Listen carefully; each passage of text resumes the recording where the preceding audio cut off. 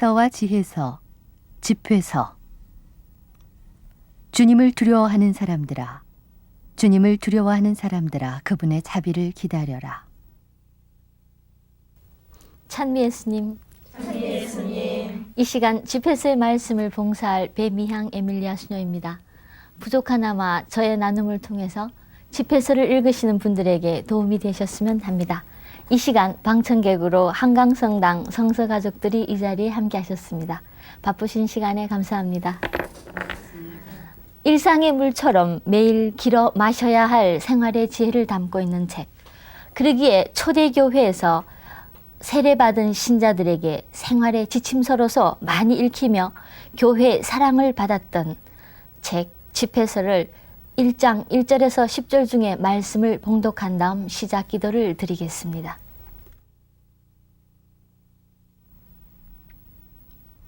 모든 지혜는 주님께로부터 오며 언제나 주님과 함께 있다. 바다의 모래와 빗방울과 영원의 나날을 누가 셈할 수 있으랴. 하늘의 높이와 땅의 넓이와 땅속의 깊이를 누가 잴 수 있으랴. 지혜는 저 모든 것들보다 먼저 창조되었으며 현명한 이해 역시 태초로부터 있다. 지혜의 근원은 하늘에 계신 하느님의 말씀이며 지혜의 길은 영원한 법칙이다. 지혜의 근원을 누가 밝히 알아냈으며 그 오묘한 기획을 깨달은 자 누구냐? 그분은 지혜를 만드시고 지켜보시고 헤아리시는 주님으로서 당신이 만드신 모든 것과 모든 인간에게 지혜를 너그러이 내리시고 특히 당신을 사랑하는 사람들에게 지혜를 풍부히 나누어 주신다.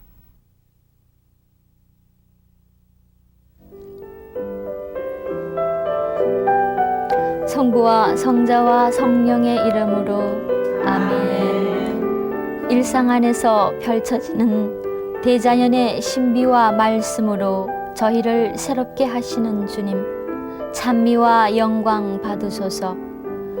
평범하게 빚어지는 매일의 생활에서 잔잔히 일으키시는 당신께서 지으신 모든 우주 만물을 통하여 깨달음을 주시고 또한 교회 성사와 전례 안에서 저희와 함께 하시니 감사드립니다.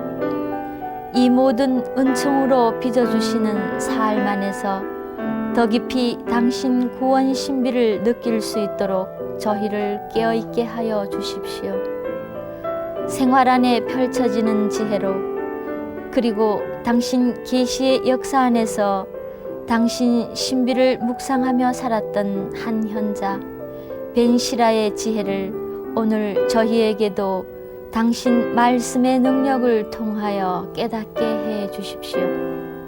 그리하여 저희의 일상이 구원의 영광을 노래하는 나날이 되게 하소서.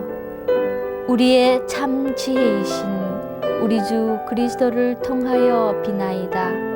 아멘. 성부와 성자와 성령의 이름으로 아멘. 지금까지 시청자 여러분께서는 시서와 지혜서들에 대한 안내 말씀을 들으셨습니다. 오늘은 이 시서와 지혜서들의 마지막 책인 집회서에 대한 말씀을 들려드리겠는데요.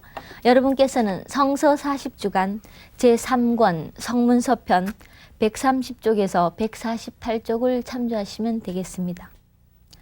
집회서는 그들의 율법, 즉 토라인 하느님 말씀을 통해서 조상들의 신앙을 다시 일깨우며 당시 세계를 휩쓸고 있던 헬레니즘 요소들을 빌어오기도 하고 또 한편 그것을 배척하기도 하면서 집회서의 저자 벤시라는 한 시대의 현자로서 자신의 창고에서 옛것과 새것을 꺼내서 옛것 안에서 새것을 더욱 풍요롭게 해석해주고 또한 귀중한 것을 우리 삶 안에서 잃지 않도록 우리를 삶의 지혜로 초대하고 있습니다.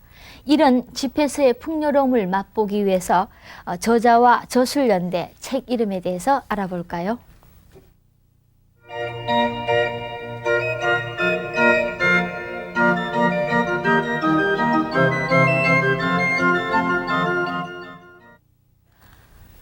지폐는 여러분께서 성서를 보시면 아시겠지만 구약 성서에 어느 다른 책과 달리 머리말이 있습니다. 그렇지만 이 머리말에는 장이 표시되어 있지 않고 절도 역시 표시되어 있지 않습니다. 이것은 오랫동안 정경으로 인정받지 못했다는 이야기라고 볼 수 있겠습니다.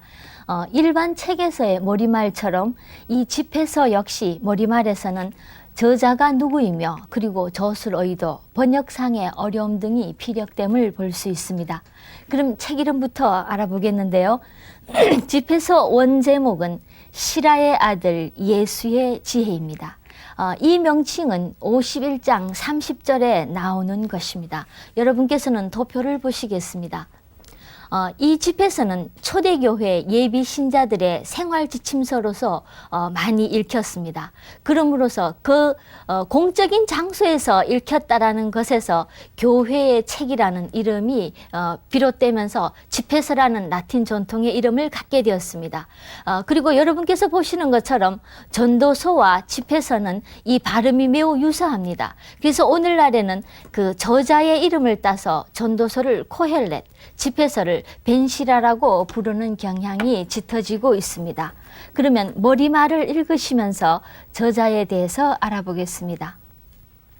책을 읽는 사람은 스스로의 지식을 쌓는 것에 머물지 말고 쌓은 지식을 말로나 글로 나타내어 다른 사람들을 돕는 자가 되어야 한다. 나의 조부 예수가 바로 그런 분이었다. 그분은 율법서와 예언서와 우리 조상들이 남긴 다른 저서들을 열심히 공부하여 통달한 후 그 자신도 교훈과 지혜를 담은 책을 저술하기도 하였다. 머리말에서 읽으시는 것처럼 이 책의 저자는 나의 조부 예수입니다.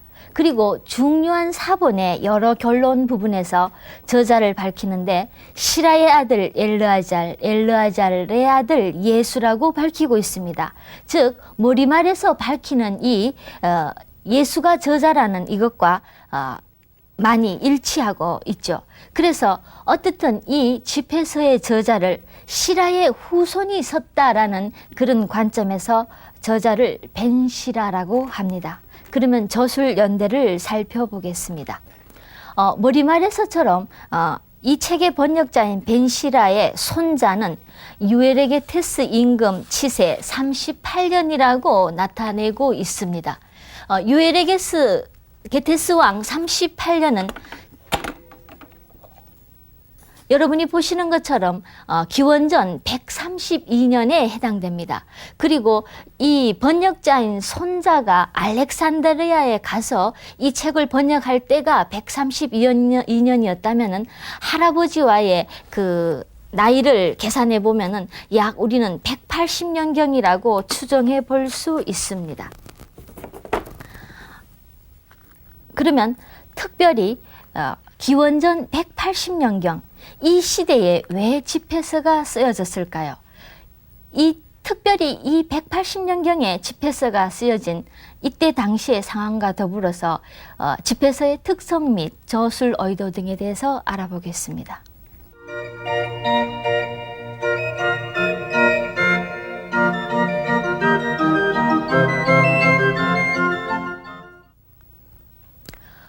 머리말을 통해 저술 연대를 알아보았는데요. 그 당시의 시대 상황을 살펴보면서 집회서가 쓰인 배경을 살펴보겠습니다. 여러분께서는 지금까지 역사서를 보시면서 이스라엘의 역사를 많이 들으셨을 줄 압니다. 바빌론 유배 후 페르시아의 지배를 받던 팔레스티나 지방은 기원전 333년경 다시 알렉산더 대왕의 정복 사업으로 그리스 문화의 지배를 받게 됩니다.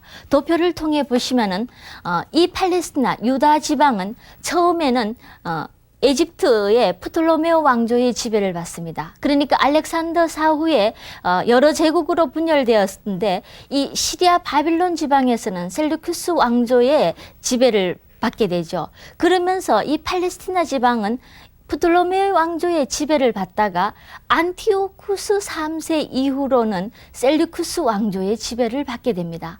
그러면서 안티오쿠스 3세는 이 유다 백성들에게 굉장히 호의적이었습니다. 그리고 무엇보다도 그들의 종교적인 특권을 인정해 주었습니다. 그렇지만 안티오쿠스 4세가 들어서면서부터는 박해의 물결이 아주 심해지기 시작했죠. 물론 벤시라는 안티오쿠스 에피파네스 4세라고 불리는 이 시대에 살지는 않았습니다. 하지만 한 시대의 현자로서 벤시라는 앞으로 다가올 그 시대 조짐을 미리 내다볼 수 있었던 거죠.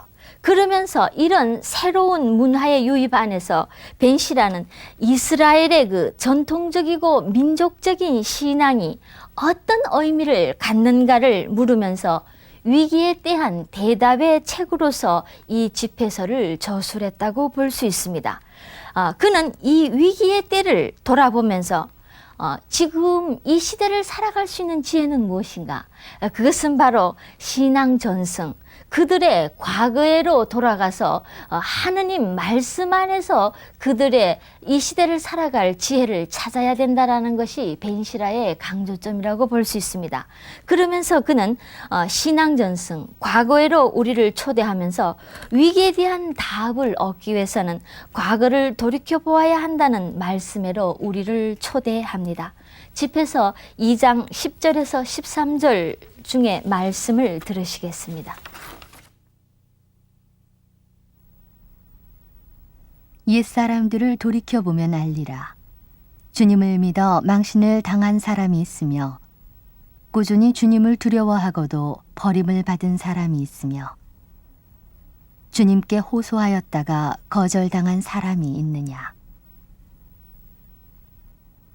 주님은 동정심이 많으시고 자비로우심으로 죄를 용서해 주시고 고난을 당할 때 구해 주신다. 비겁하고 나태한 자는 화를 입으리라. 두 길을 가는 죄인도 화를 입으리라. 낙심하는 자는 화를 입으리니 하느님을 믿지 아니하므로 보호를 받지 못하리라. 이러한 위기의 때에 새로이 과거 전승회로 우리를 초대하는 벤시라의 핵심은 율법과 지혜 전승이 상충되지 않는다는 것입니다.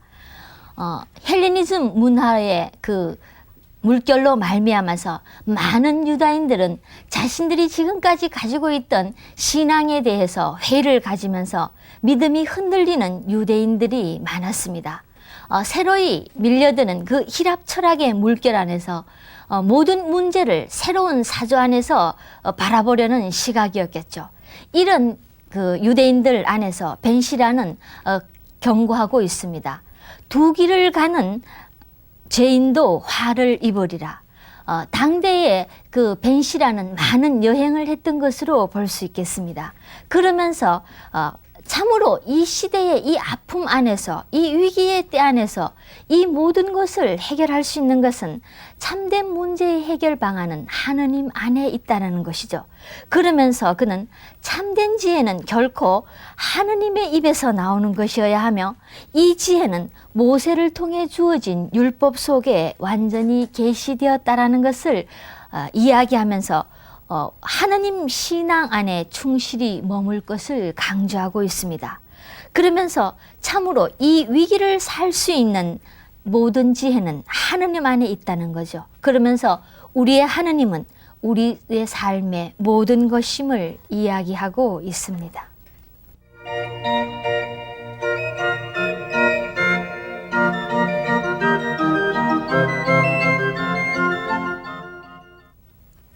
벤시라가 살았던 시대처럼 한 문화에 새로운 문화가 침투해오면 언제나 지금까지 가지고 있던 것에 대해서 안착하려는 극단적인 보수의 경향성과 또 다른 그 자신의 과거에 집착을 보이는 면을 볼 수 있습니다.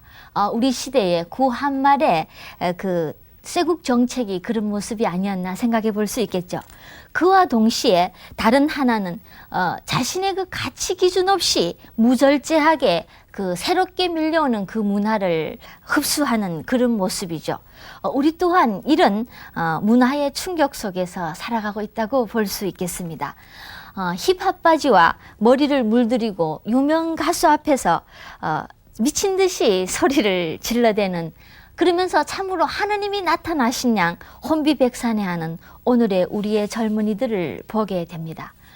이들의 충격적인 모습 앞에서 그들을 마냥 어른들의 시각 안에서 단죄할 수도, 그렇다고 무조건 그들의 편에 가서 함께 어깨를 맞출 수도 없는 우리의 작은 고뇌들을 안고 있습니다.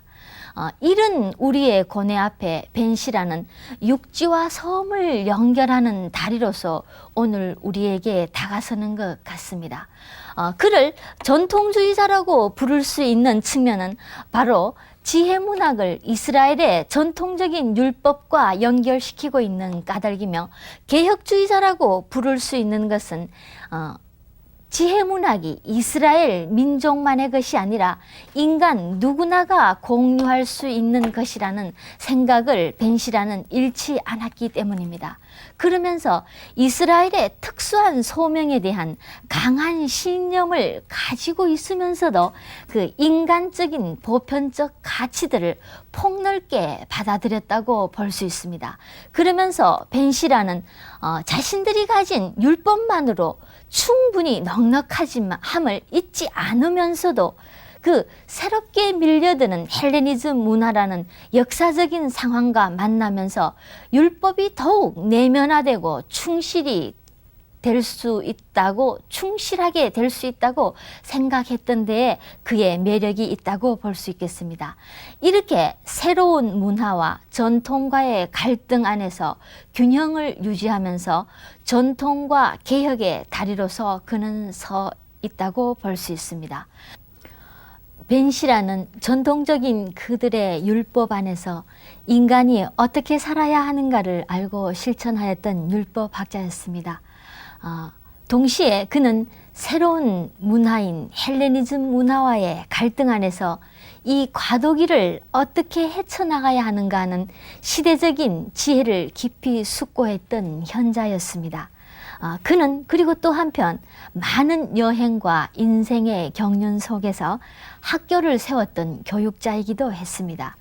이런 그가 인생을 살아가면서 참으로 우리 삶의 지침이 될 많은 지혜들을 뚜렷한 구분 없이 자신의 사상과 겉면을 다양한 주제별로 모아놓은 선집이 집회서라고 볼 수 있습니다. 여러분께서 도표를 보시면 도표를 보시는 바와 같이 집회서의 구조는 크게 이렇게 두 부분으로 나눌 수 있습니다. 첫 번째 이 부분에서는 인간 우리 보통 삶 안에서의 그 하느님의 지혜를 이야기하고 있습니다. 1장 1절에서부터 42장 14절까지 이 부분에 대해서 이야기하고 있는데요. 여기서 중요한 것은 24장의 하느님의 말씀, 곧 구약성서의 그 토라, 율법과 지혜의 만남을 이야기하는 24장이 매우 중요합니다. 그리고 42장에서부터 50장 24절까지는 자연과 그리고 이스라엘 역사 안에서 나타난 하느님의 지혜를 이야기하고 있습니다. 첫 번째는 자연 안에서, 대자연 안에서 우리가 하느님의 지혜를 어떻게 볼 수 있는가, 또 역사 안에서 이스라엘 백성의 역사 안에서 하느님께서는 그들에게 어떤 많은 선조들을 통해서 그들에게 지혜를 베푸셨는가 하는 거죠. 그리고 결론 부분에서는 이렇듯이 큰 지혜를 주신 하느님께 감사와 찬미를 드리는 부분으로 나타납니다. 집회서는 여러분께 말씀드린 것처럼 내용상의 뚜렷한 구분이나 논리적인 흐름을 찾아볼 수는 없습니다. 내용상의 반복도 많고 일정한 흐름을 찾아보기가 어려울 정도로 일정한 틀을 취하지 않으면서 여러 가지 주제들을 다양하게 이야기하고 있습니다. 도표를 보시면서 설명드리겠습니다. 우선 첫 번째로 나타나는 것이 지혜에 관한 주제가 집회서 전반에 걸쳐서 반복되어 나옴을 볼 수 있습니다. 그리고 여기서 중요한 것은 집회서 24장이 중심이라고 볼 수 있습니다. 그리고 창조와 하느님의 정의, 그리고 무엇보다도 하느님을 두려워함이라는 이 주제가 매우 강조됨을 볼 수 있습니다. 참지에는 주님께 대해 두려움을 갖는 것이 기초라는 것이죠. 그리고 가정생활과 아내, 우정, 그리고 자녀들의 교육의 중요성 등 여러 가지 주제들이 여기서 나타납니다. 이러한 주제들을 읽으실 때 여러분께서는 남성 중심의 일방적인 교훈이 담겨 있는 느낌을 받으실 수도 있을 것 같습니다. 이것은 그 남존 여비의 전통 사상에 준한 그런 어떤 모습을 띠고 있습니다만은 그 본래의 정신은 성을 초월한 인간 관계의 가장 기본이 되는 가정과 부부 관계, 그리고 인간관계에 대한 교훈을 주고 있습니다. 그리고 다섯 번째로 그 경제와 재물, 정치 활동, 가난한 사람을 돕는 문제, 그리고 음식을 먹을 때는 함부로 어른 앞에서는 수저를 먼저 들지도 말라는 등 이런 오늘날 우리가 살아가면서 느끼는 그런 많은 주제들을 이야기하고 있다고 볼 수 있습니다. 그리고 또 상당했을 때, 상갓집에 갔을 때는 어떻게 하라는 등 이런 아주 구체적인 삶의 지혜들을 주고 있습니다. 그리고 질병과 치료, 그리고 또 여러 덕행들이 나타납니다. 그리고 집회서의 전반에 또 나타나는 하나의 그 강조라고 할까요? 그 혀를 조심해라. 우리가 살아가면서 말을 통해서 많은 상처를 주고받고 하죠. 그렇기 때문에 그 말의 중요성 등 여러 가지 주제들을 담고 있습니다.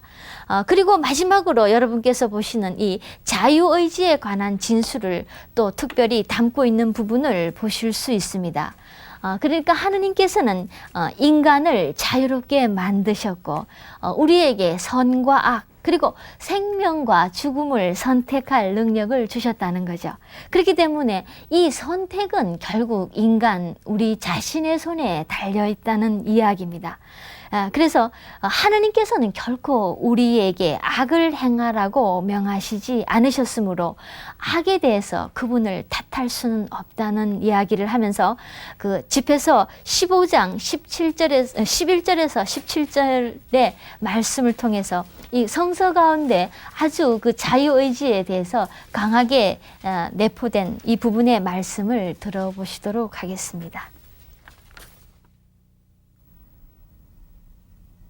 내가 죄를 짓는 것은 주님의 탓이다 라고 말하지 말아라. 주님께서 당신이 싫어하시는 것을 하실 리가 없다. 그분께서 나를 빗나가게 만드셨다고 말하지 말아라. 한처음에 주님께서 인간을 만드셨을 때 인간은 자유의지를 갖도록 하셨다. 내가 마음만 먹으면 계명을 지킬 수 있으며 주님께 충실하고 않고는 너에게 달려있다.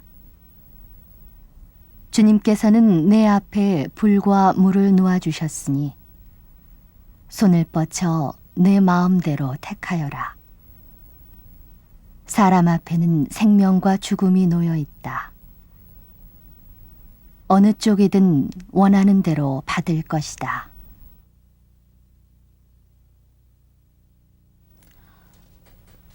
네, 이상 살펴본 대로 집회서의 주제들은 체계를 세울 수 없을 만큼 다양하게 흩어져 있고 또 때로는 매우 많은 주제들이 반복되는 모습을 볼 수 있으면서 무척 산만한 느낌을 우리가 받을 수 있습니다. 이런 어쩌면은 널리 정연하지 않고 뚜렷하게 주제를 찾아볼 수 한 가지 주제에 예속되어 있지 않기 때문에 오히려 우리에게 친숙하게 다가오는지도 모르겠습니다. 그래서 우리가 일상 삶을 살아가면서 한 가지가 일이 아니라 다반사적으로 일어나는 그 무작위적으로 일어나는 우리 일상의 삶의 형태와 비슷하게 이 집에서는 다양한 주제를 무작위적으로 우리에게 전해주면서 오히려 우리에게 친숙한 느낌을 주고 있다는 것입니다. 저 역시 이 집회서를 읽으면서 계속 뭔가 이게 주제가 뭘까? 이 한 가지 주제는 뭘까? 하면서 읽었던 것이 오히려 집회서를 읽어 나가면서 참으로 하나님 말씀을 읽는데 방해가 되었던 게 아닌가 생각해 봅니다. 여러분께서는 뜻그림을 보시면서 어쩌면은 우리 일상 삶 안에 무작위적으로 일어나는 우리의 삶의 형태 안에 주어지는 집회서의 말씀을 함께 묵상해 보겠습니다. 뜻그림에 나타나는 대로 집회서는 어쩌면 물과 같이 독특함이 없는, 그러면서도 매일 마셔야 하는, 그리고 매일 되풀이해야 하는 세상살이, 우리의 일상을 이야기하고 있다고 보여집니다. 집회서는 어느 한 가지 형태로 고정되지 않는 다양한 일상의 생활처럼 평범하면서도 어느 하나 빼놓을 수 없는 우리 매일의 일상과 같습니다. 물은 독특한 맛이나 빛깔이 없죠. 그것처럼 독특한 맛이나 빛깔이 없으면서도 우리 생명에 필요한 물처럼 집회서는 우리 일상을 흐르고 있는 지혜의 단편들을 모아놓았다는 생각을 해볼 수 있겠습니다. 여러분께서 뜻그림을 보시면은 그 하느님 섭리의 손길이 나타납니다. 그 하느님 섭리의 손길로 비추어진 우리 일상의 삶을 매일의 우물에서 물을 깃듯이 그 집회서라는 우물에서 지혜의 물을 길어 올리며 그 우물물을 마실 때 우리는 참된 지혜의 삶을 살아갈 수 있겠죠. 우물 주위에 여러분이 보시면은 많은 이가 서 있습니다. 그리고 이 생명의 물, 지혜의 물을 담아갈 많은 물동이들이 널려 있습니다. 그렇다면 아직 우리 모두는 하느님 말씀의 우물가에서 그 물을 마시지도 않고 또 한편 깊지도 않으면서 그냥 바라보고만 있는 저 무리 속에 한 사람인지도 모르겠습니다. 우리가 길러서 마셔야 할, 그리고 물동이에 담아가야 할 집회서의 다양한 주제들 중에서 중요한 몇 가지만을 살펴보겠습니다.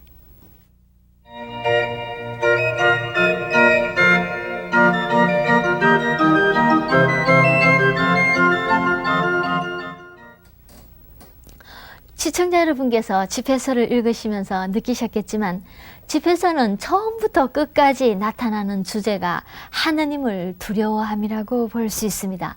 여러분께서는 시서와 지혜서를 하시면서 특별히 잠언과 지혜서 안에서 많은 그 지혜에 대해서 이야기되는 부분들 안에서 주님을 두려워함이라는 주제를 보셨을 줄 압니다.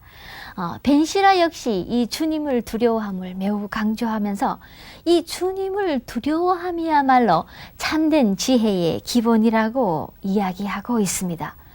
그러면서 하느님께서 지혜를 창조하셨고 하느님께서는 당신이 만드신 모든 것에 이 지혜를 넣어두셨다는 거죠. 이에 대한 집회서의 1장 9절에서 10절의 말씀을 방청석에서 읽어주시겠습니다. 그분은 지혜를 만드시고 지켜보시고 헤아리시는 주님으로서 당신이 만드신 모든 것과 모든 인간에게 지혜를 너그러이 내리시고 특히 당신을 사랑하는 사람들에게 지혜를 풍부히 나누어 주신다. 우리가 이 말씀에서 중요한 것은 주님께서는 당신을 사랑하는 사람들에게 당신 지혜를 풍부히 나누어 주신다는 것입니다. 하나님께서 지혜를 주시는데 누구에게 주시느냐는 거죠.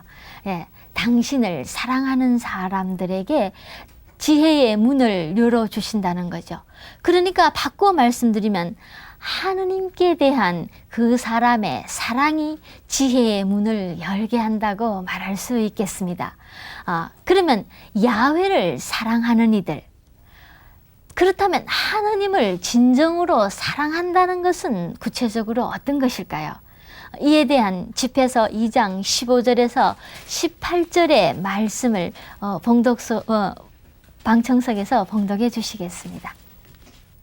주님을 두려워하는 사람들은 그분의 말씀을 순종하고 주님을 사랑하는 사람들은 그분의 계명을 지킨다. 주님을 두려워하는 사람들은 그분의 마음에 들도록 애쓰며 주님을 사랑하는 사람들은 그분의 율법으로 만족하리라. 주님을 두려워하는 사람들은 언제나 시련에 대비하고 그분 앞에 겸손할 줄을 알며 이렇게 말하리라. 우리는 자신을 인간의 손에 내맡기지 말고 주님의 손에 맡기자. 그분은 위엄도 크시고 자비도 크시다. 야훼를 사랑하는 이들은 야훼를 두려워하는 이들이라는 것입니다. 여기서 우리는 주님을 두려워함이라는 단어를 많이 보셨습니다. 예, 과연 주님을 두려워함은 무엇일까요? 여러분 사랑해 보셨죠?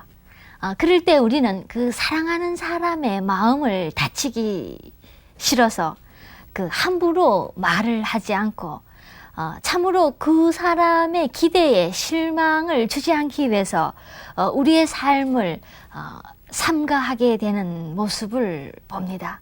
예, 이렇듯이 참으로 사랑할 때 우리는 그의 마음에 들기 위해서 또 그의 뜻을 어긋나게 하지 않기 위해서 그 사람에게 삼가하며 조심하는 두려움이라고 볼 수 있습니다. 결국 주님을 두려워한다는 것은 참으로 사랑하는 그분께 그분의 뜻을 순종하면서 산다는 것이라고도 볼 수 있겠죠. 그렇기 때문에 이렇듯이 크신 하느님을 향해서 자신을 완전히 맡겨드리는 행위라고도 볼 수 있습니다.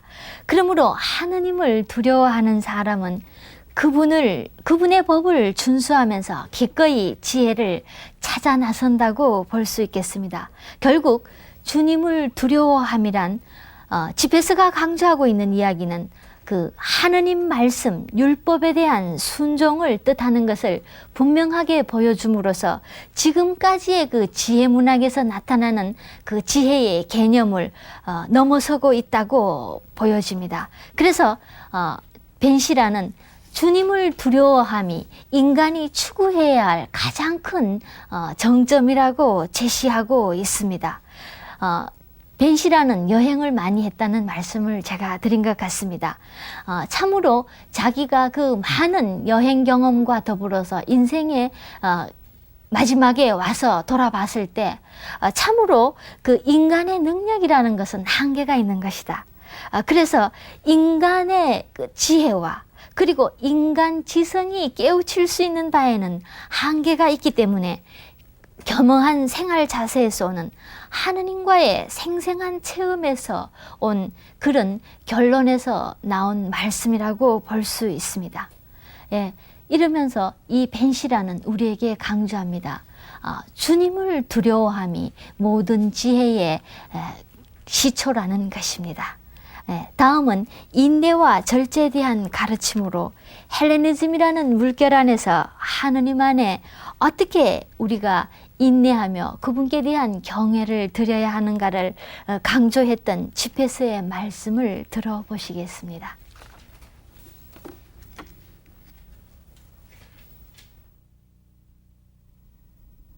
아들아, 내가 주님을 섬기려면 스스로 시련에 대비하여라. 내 마음을 곧게 가져 동요하지 말며 역경에 처해서도 당황하지 말아라. 영광스러운 마지막 날을 맞이하기 위하여 주님께 매달려 떨어지지 말아라. 어떠한 일이 닥치더라도 기꺼이 받아들이고 내 처지가 불쌍하게 되더라도 참고 견디어라. 실로 황금은 불 속에서 단련되고 사람은 굴욕의 화덕에서 단련되어 하느님을 기쁘시게 한다. 내가 주님을 신뢰하면 주님께서 너를 보살펴 주시리라. 방금 들으신 것처럼 집회서의 저자 벤시라는 그 헬레니즘이 하느님 백성에게 전반적으로 가하고 있던 그 위험을 아주 잘 파악하고 있었던 것으로 보여집니다. 그는 그리스 미술과 그 위풍당당한 건축, 그리고 그 플라톤과 같은 그리스 철학은 지극히 인상적이었으며 그 새로움과 매력을 가져다 주었다고 볼 수 있습니다. 그래서 이런 그 헬레니즘의 문화가 가져다 주는 매력 앞에서, 하지만 그 매력 안에는 유혹이 있죠. 그러니까 각종 신들에 대한 숭배를 포함하고 있다라는 것을 벤시라는 간과하지 않습니다. 그러면서 이 헬레니즘에 의해 야기되는 유혹을 이겨나가기 위해서는 모세의 율법을 찬양하고 하느님 백성이 지니는 그 전통적인 지혜의 위대함을 옹호하고자 함이 벤시라의 강조점입니다. 그러면서 그는 이 위기의 때에 무엇보다도 중요한 것은 야훼를 섬기는 것이다라는 이야기를 하죠. 그래서 성전과 그 예루살렘의 대사제직을 찬양하는 많은 부분들을 우리는 집회서에서 볼 수 있습니다. 그러면서 그는 이야기하고 있습니다. 이런 그 헬레니즘의 문화가 가져다주는 매력에 떨어지지 말고 주님께 매달려 있어라. 참으로 이런 아픔의 시기 안에서 굴욕의 화덕에서 단련되어 하느님을 기쁘시게 해드려야 한다라는 것이죠. 그러면서 이런 위기와 아픔의 때에 그는 하느님 안에 굳건할 것과 우리에게 격려의 말을 잊지 않고 있습니다. 다음은 집회서에 나타나는 기도의 특징을 살펴보기로 하겠습니다. 집회서에 나타나는 기도의 특징은 무엇보다도 그 기도는 올바른 삶의 태도와 일치해야 함을 강조하고 있습니다. 집회서 28장 2절에서 4절의 말씀을 들으시겠습니다. 이웃의 잘못을 용서해 주어라. 그러면 내가 기도할 때 내 죄도 사해질 것이다. 자기 이웃에 대해서 분노를 품고 있는 자가 어떻게 주님의 용서를 기대할 수 있으랴? 남을 동정할 줄 모르는 자가 어떻게 자기 죄에 대한 용서를 청할 수 있겠는가? 자기 죄의 용서를 위해서는 먼저 이웃의 잘못을 용서하는 실천적인 태도를 강조하고 있는 말씀입니다.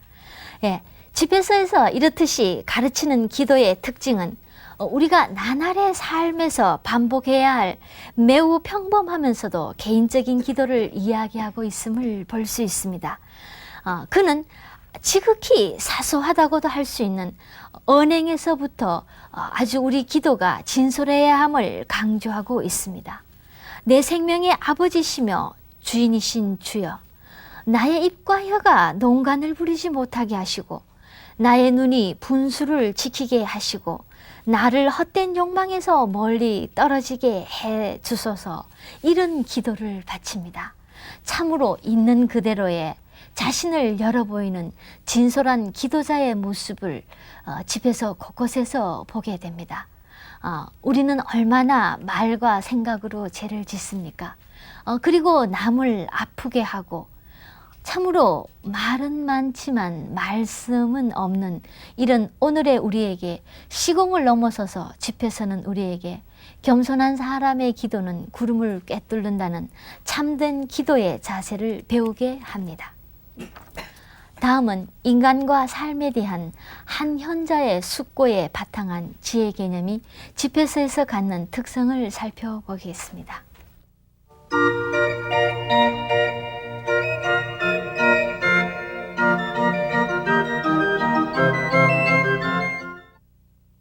집회서 전체를 이해하는 열쇠 역할을 하는 것은 지혜 개념입니다.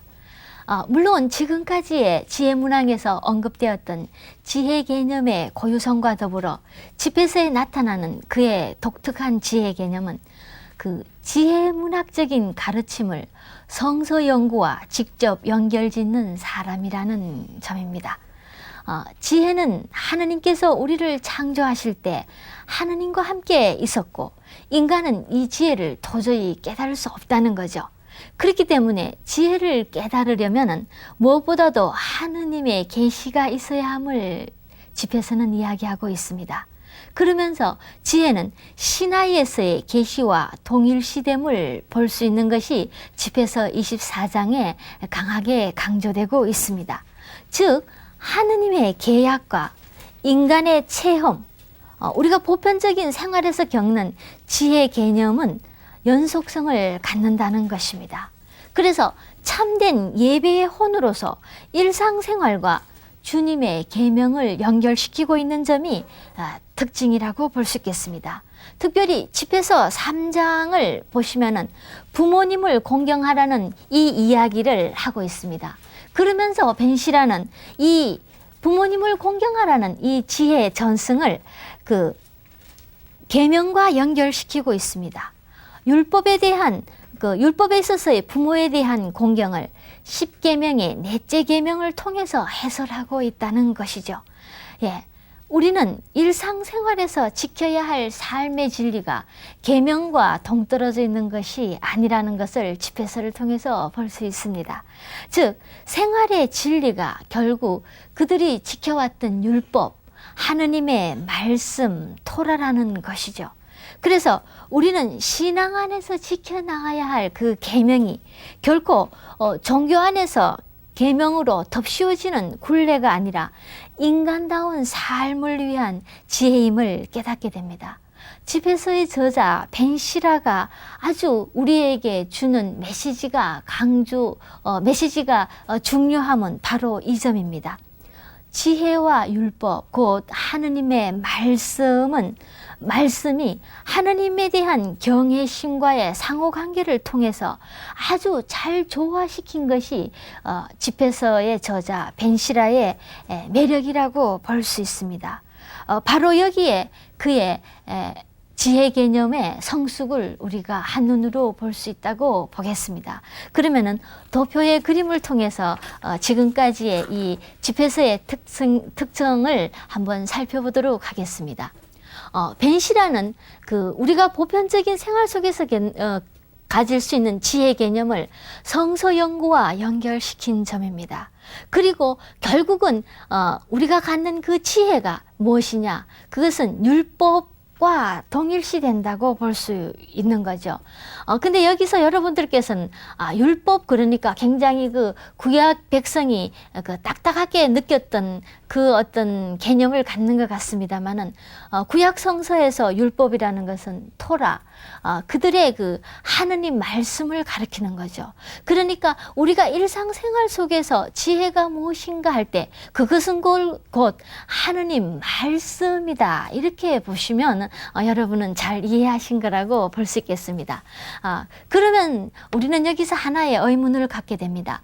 지혜와 율법, 곧 하느님 말씀이 같다. 그렇다면 우리는 하느님 말씀은 보지 않고 지혜만 봐도 되지 않겠는가? 이런 생각을 가질 수 있다고 볼 수 있겠습니다. 예. 그렇지만 하느님 말씀 없이 일반적인 지혜만 찾으면 된다는 말인가?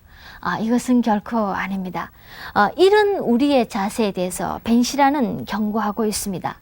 그러니까 계시된 율법, 즉 하느님의 말씀을 외면하고 다른 지혜를, 시대적인 어떤 그 지혜를 찾는 것이 마치 지성적인 자유를 누리는 것이냐 착각하는 사람들을 경고하면서 율법, 즉 하느님의 말씀이야말로 우리를 지혜로 인도하는 길이므로 무엇보다도 먼저 율법을 연구, 묵상할 것을 권합니다. 구약의 지혜뿐만 아니라 현대의 어떤 지혜도 하느님의 말씀을 앞설 수는 없다는 것이죠. 어떤 지혜를 받아들이기 위해서도 어떤 지혜를 받아들이는 경우에 있어서도 하느님 말씀 안에 걸러져야 함을 집에서는 강조하고 있다고 볼 수 있습니다. 여기서 우리는 계시 종교로서의 유일신 하느님을 믿는 우리 종교의 본질적인 면을 제대로 파악하면서 살아야 함을 느껴봅니다. 참으로 계명 안에서 하느님의 말씀을 묵상하고 기도해야 함이 하느님 백성으로서 가장 먼저임을 가르치고 있습니다. 이에 대한 집회서 32장 14절에서 24절의 말씀을 들으시겠습니다. 주님을 두려워하는 사람은 율법을 따르고 주님을 열렬히 찾는 사람은 주님의 총애를 얻게 될 것이다. 험한 길을 가지 말아라. 돌멩이에 걸려 넘어질까 두렵다. 평탄한 길이라고 너무 안심하지 말고 내 친자식들과도 조심해서 지내라. 매사에 내 자신을 경계하여라. 이것이 계명을 지키는 길이다. 율법을 신뢰하는 사람은 그 계명을 지키고 주님을 신뢰하는 사람은 어떤 해도 입지 않는다.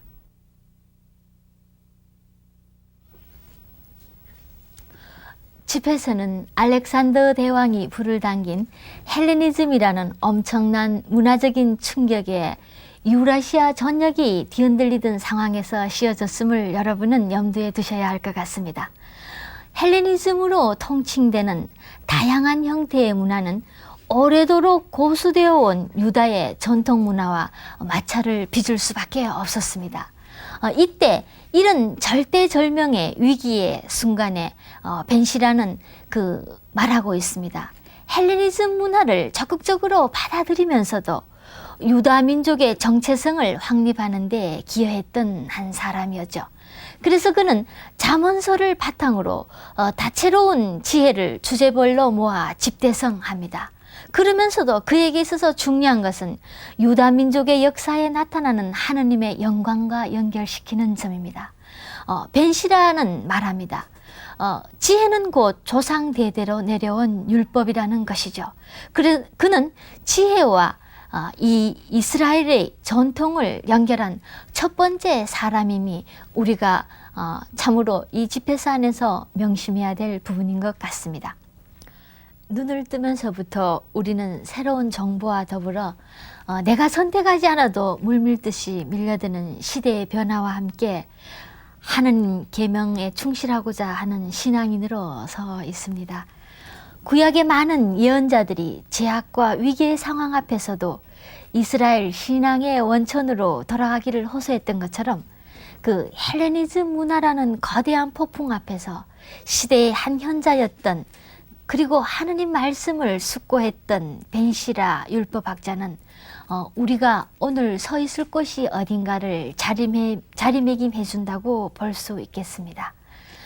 벤시라는 시대의 달이었다고 볼 수 있습니다.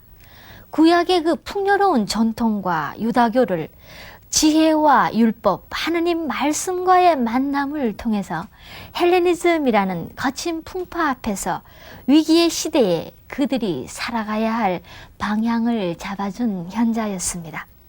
동시에 이 위기의 시대에 삶의 지침서 역할을 했던 집에서는 다시 그 초기 그리스도교 안에서 유다교의 전통 안에서 그리스도교의 뿌리를 형성해야 했던 초기 그리스도교 전환의 시기에 예비자들을 위한 삶의 지침서로서 다시 제시되었습니다. 우리는 3000년기를 살아야 할 새로운 신앙과 삶의 위기 앞에 서 있는지도 모릅니다. 이런 시기 앞에서 집회서는 전환의 시대에 조상의 신앙 전승 안에서 새로이 지혜의 물을 마시도록 우리를 초대하고 있다고 볼 수 있겠습니다. 그리고 이 집회서는 오랜 인생 경륜과 더불어 깊은 지혜를 전달해주고 있다는 점에서 그리스도인들의 명상과 기도의 주제를 폭넓게 발견할 수 있는 친숙한 책으로 우리에게 다가옵니다. 시청자 여러분들께서는 그 생활 속에서 느끼는 기도와 묵상의 주제를 집회서와 함께 묵상하시면서 매일매일의 생명의 물을 마실 때 우리 삶이 변화해가며 우리의 미래는 하느님 안에서 투명해질 것입니다. 집회서를 통해서 이런 그분 은총의 물을 마시며 사시는 삶이 되시기를 기도드립니다. 집회서로 구약의 지혜서들을 마치고 이어서 구약 성서의 절정이라 할 예언서가 시작됩니다. 다음 시간은 예언서의 곽건을 맡은 말씀의 봉사자들이 함께 나오셔서 그 예언서 입문을 겸한 예언서 미리 보기를 하게 됩니다. 성서 40주간 시청자 여러분께서는 계속 기도해 주시고 많이 시청해 주시기 바랍니다. 성부와 성자와 성령의 이름으로 아멘. 주님 감사드립니다. 집회서를 통하여 우리를 계명 안에 참된 지혜의 삶으로 초대해 주심을 감사드립니다. 그러나 오늘 저희의 모습은 당신에게서 비롯되는 참 지혜가 아니라 쉽게 처세술이나 문제 해결 능력만을 당신에게 청하며 살아가고 있음도 아프게 바라보아야 할 자신임을 깨닫습니다. 집회서를 통하여 우리가 얼마나 당신 계명의 삶 안에서 새롭게 변화되어야 하는지를 깨닫게 해주시니 감사드립니다. 하느님을 사랑하는 이들이 진정으로 지혜를 발견하게 되고 일상생활에 순종이라는 생활 속에 작은 실천을 통하여 크신 당신께 이룰 수 있도록 저희의 마음을 비워주십시오. 그리하여 주님을 두려워하기에 당신께 희망을 두며 살아가는 생활하는 신앙인이 될 수 있도록 이끌어 주십시오. 이 모든 말씀 참 생명이며 지혜이셨던 우리 주 그리스도를 통하여 비나이다. 아멘. 성부와 성자와 성령의 이름으로 아멘.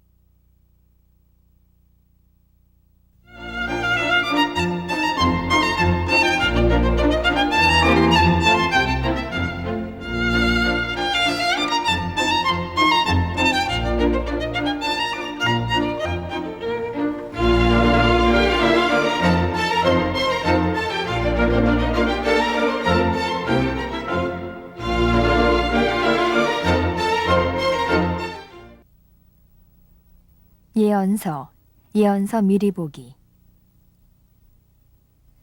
아버지의 뜻이 땅에서도 이루어지소서. 참 예수님, 성서 40주간 시청자 여러분 모두와 저희에게 하느님께서 예언자들을 통해서 하시는 말씀을 들을 수 있는 마음의 귀를 열어주시기를 빕니다.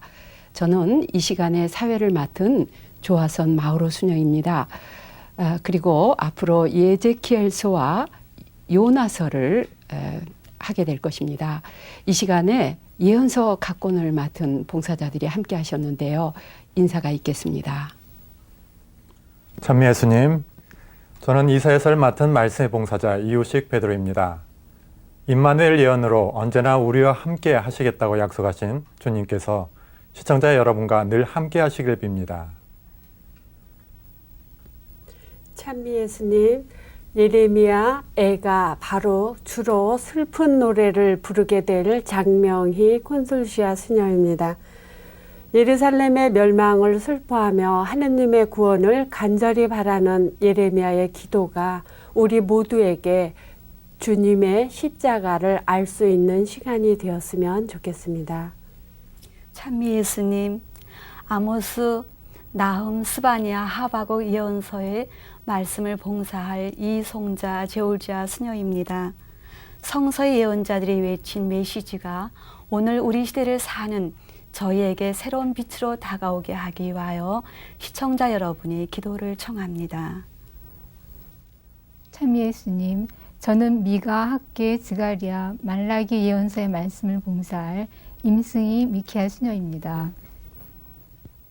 네, 이 자리에 나오지 못했지만 서효경 마리스텔라 수요님이 호세아, 요엘, 오바디아서를 봉사하시겠고 이용결 루카 형제님이 다니엘서를 봉사하겠습니다.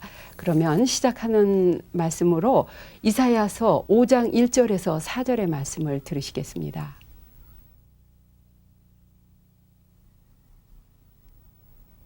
임의 포도밭을 노래한 사랑의 노래를 내가 임에게 불러드리리라. 나의 임은 기름진 산등성이에 포도밭을 가지고 있었네. 임은 밭을 일구어 돌을 골라내고 좋은 포도나무를 심었지. 한가운데 망대를 쌓고 즙을 짜는 술틀까지도 마련해 놓았네. 포도가 송이송이 맺을까 했는데 들포도가 웬 말인가. 예루살렘 시민들아, 유다 백성들아, 이제 나와 포도밭 사이를 판가름하여라. 내가 포도밭을 위하여 무슨 일을 더 해야 한단 말인가. 내가 해주지 않은 것이 무엇이 있는가. 포도가 송이송이 맺을까 했는데 어찌하여 들포도가 열렸는가.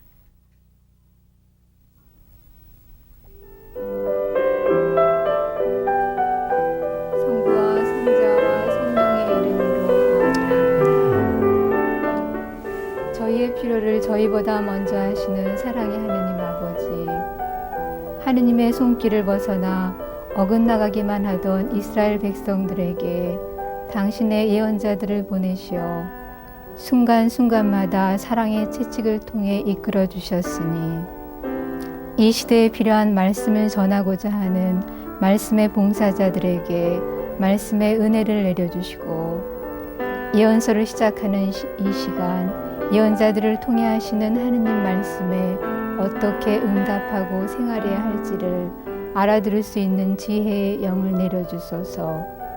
또한 이 시간을 통해 성서 말씀에 맞들이는 모든 이들이 각자의 자리에서 예언자로서 충실한 삶을 살아가며 이 시대의 표징을 꿰뚫어 볼 수 있도록 저희 모두의 눈과 귀와 온 마음을 비추어 주소서.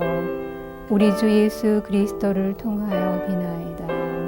아멘.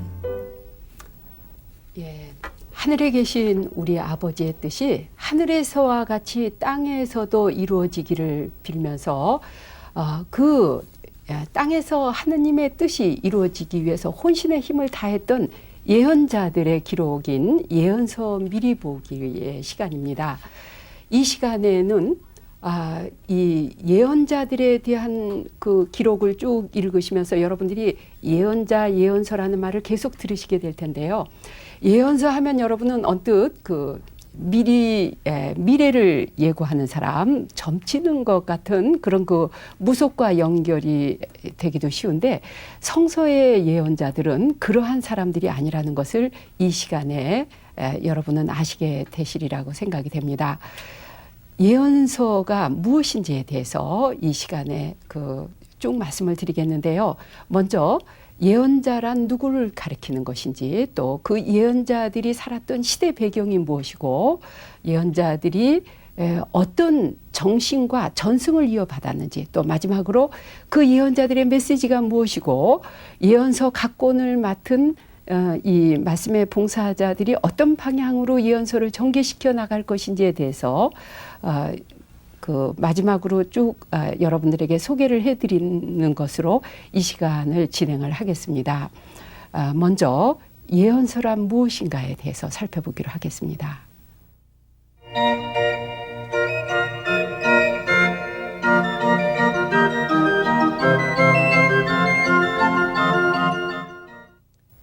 예, 구약성서의 예언서에 대해서 이제 우리가 더 구체적으로 말씀을 드리겠는데요.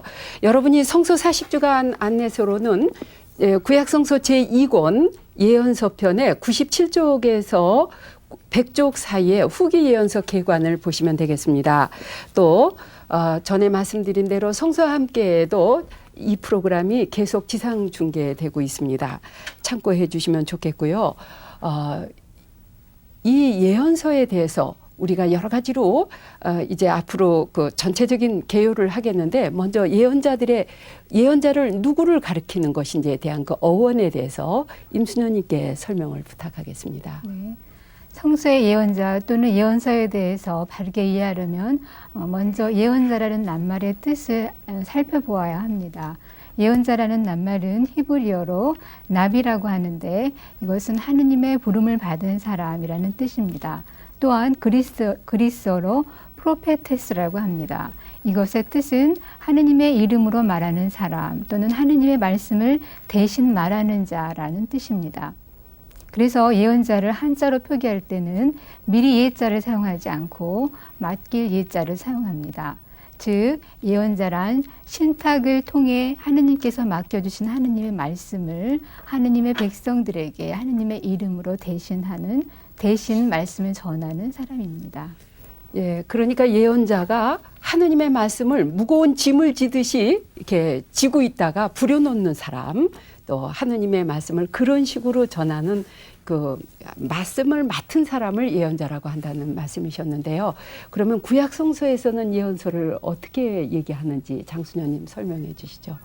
네, 구약 성서의 예언자를 일컫는 말에는 나비 외에도 로에, 호제라는 말이 있습니다. 이 낱말은 무엇을 보고 듣는다라는 말과 연결이 되는데요. 그래서 선견자라고도 번역을 합니다. 선견자, 그래서 무엇을 꿰뚫어 보는 사람이라고 이야기를 하는데요.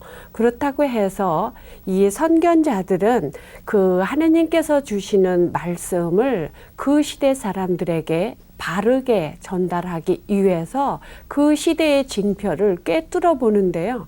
꿰뚫어 보는 마음의 눈으로 그 시대의 모든 것을 하느님의 말씀을 백성들에게 전하는데 여기서 미리 이야기하는 것은 아니고요. 그것보다 더 앞장서 말하는 사람이라는 뜻이 더 강조됩니다.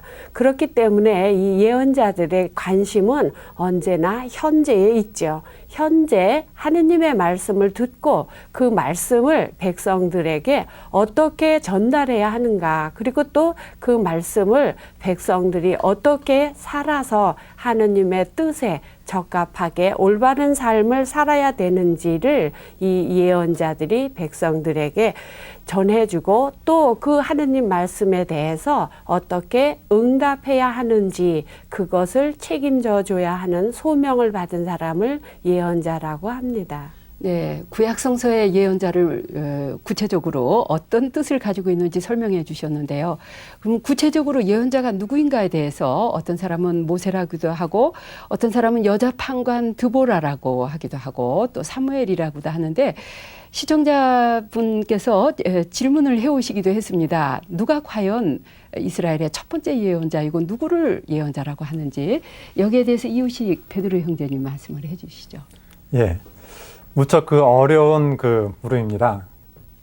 예언자가 가장 최초의 예언자가 누군지에 대해서는 여러 가지 설들이 많이 있는데요. 먼저 누가 최초의 예언자인지를 밝히기에 앞서 구약 성서에 어떤 예언자들이 있는지를 먼저 알아보기로 하겠습니다. 이스라엘의 그 통일 왕국 시대가 있었는데요. 통일 왕국이 세워지기 이전과 그리고 세워진 이후로 예언이 크게 둘로 갈립니다. 그래서 통일 왕국 이전에는 보통 바로 판관 시절이었습니다. 그래서 판관 시절에는 하느님의 뜻을 미리 알려줬던 여자 판관 드보라를 바로 예언 활동의 시효라고 보기도 합니다. 그런데 이처럼 하느님의 뜻을 미리 밝혀주는 역할을 한 사람이 예언자라고 했을 때는 그 위로 넘어가서 출애굽 때 이스라엘 백성을 이끌고 나왔던 지도자 모세, 그리고 모세와 그리고 아론과 미리암, 이 사람들도 예언자로 볼 수 있습니다. 더 나아가서는 소돔과 고모라를 멸망시킬 걸 미리 알아차렸던 아브라함도 바로 예언자라고 할 수 있는데요. 이런 식으로 자꾸 이렇게 뻗어나가다 보면 예언자가 과연 누군지에 대해서 경계가 굉장히 흐릿하게 됩니다. 그래서 먼저 왕국 이후의 예언이 본격적으로 시작됐다고 봅니다. 그래서 왕국 이후의 예언자라 하면 우선 대표적인 경우로 사무엘을 들 수 있습니다.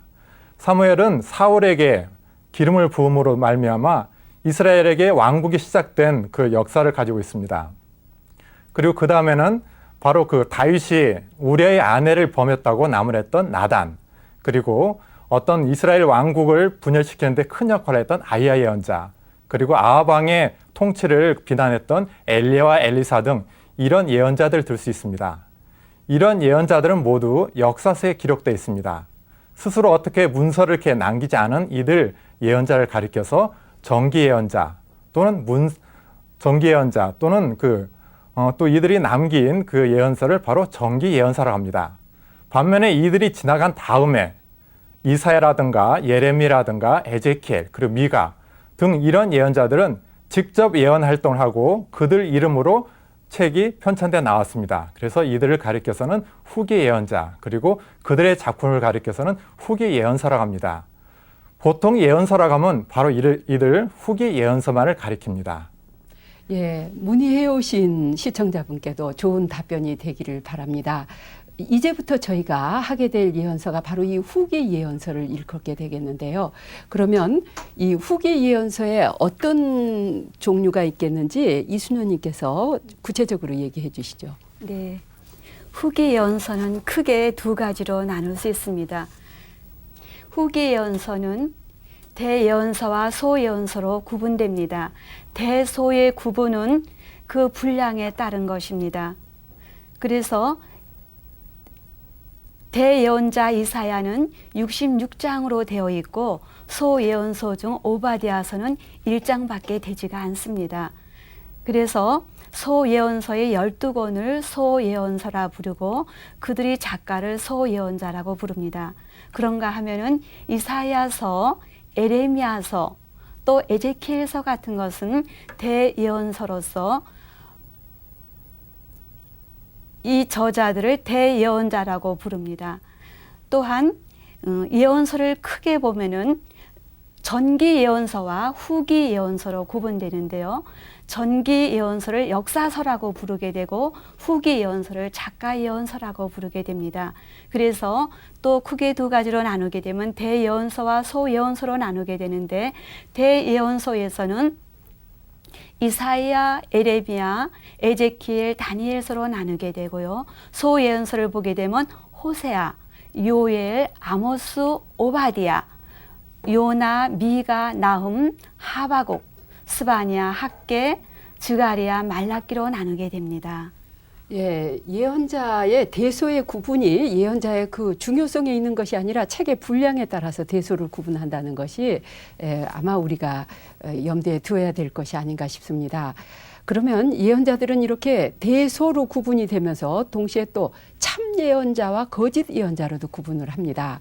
예를 들면 예레미야서에 나오는 그 하나니아와 예레미야 그러니까 바빌론 대제국의 멍에를 맬 것이냐 아니냐를 두고서 아주 심각한 그런 논전을 벌이는데요. 여기에 대한 예레미야서 28장 1절에서 17절의 말씀을 봉독하겠습니다.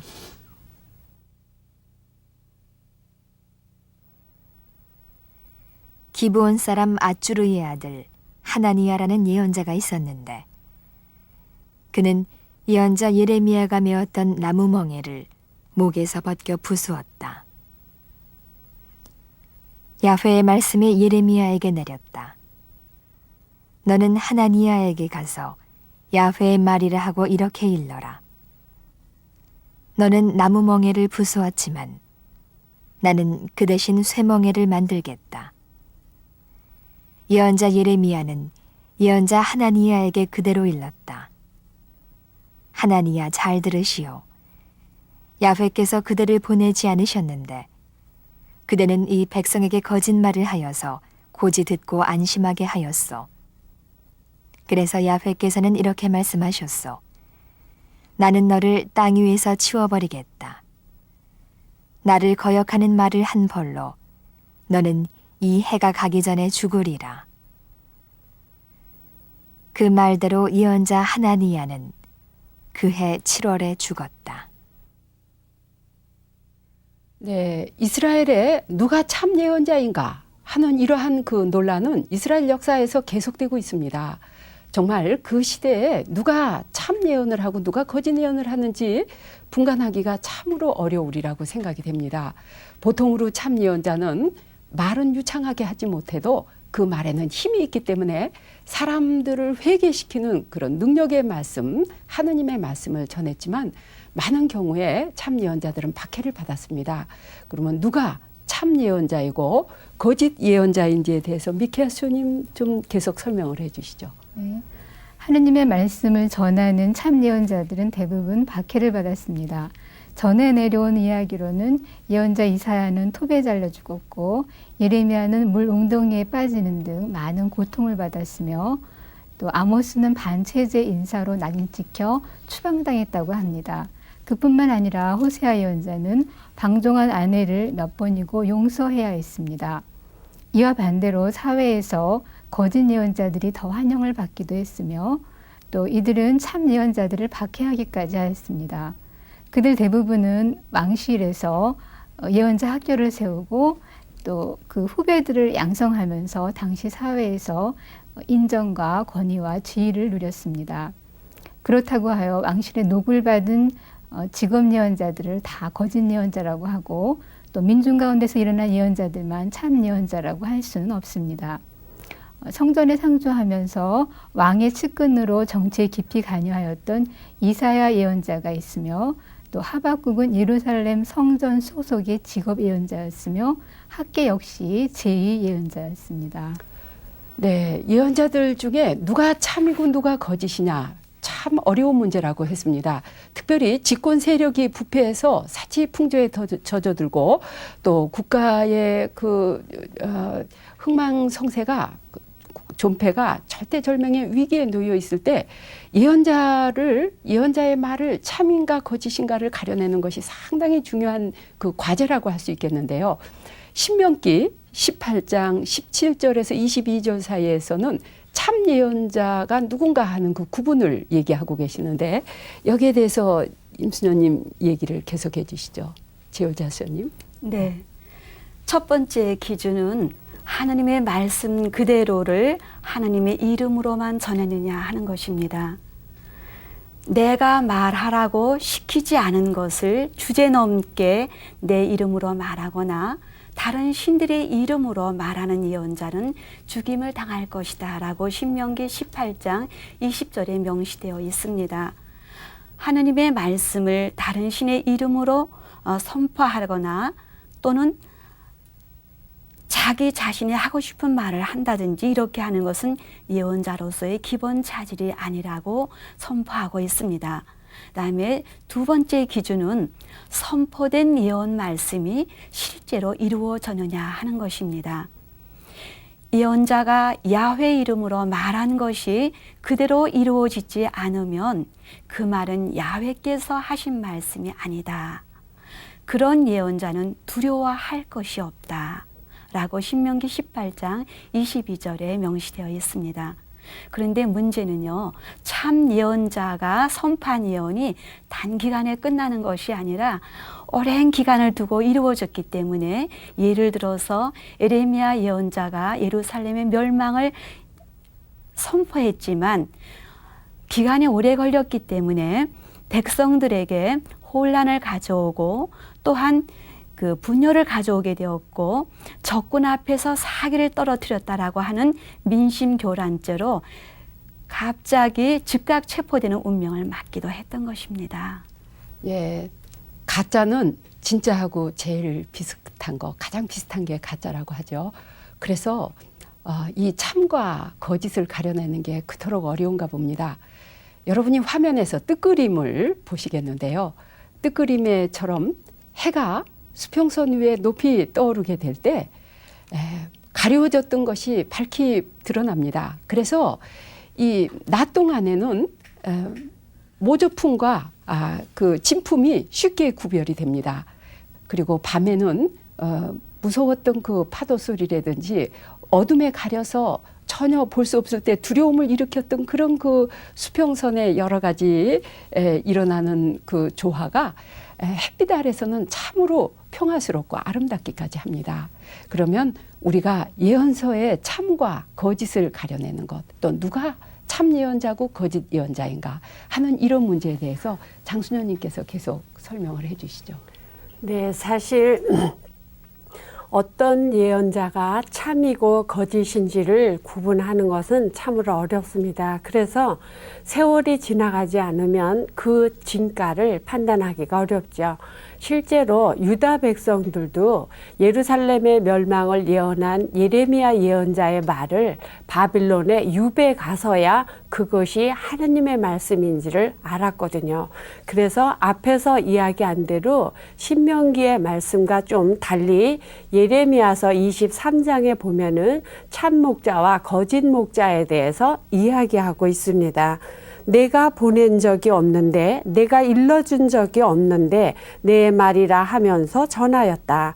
나의 회의에 참석하였더라면 내 말을 내 백성에게 전할 수 있었으리라고 하십니다.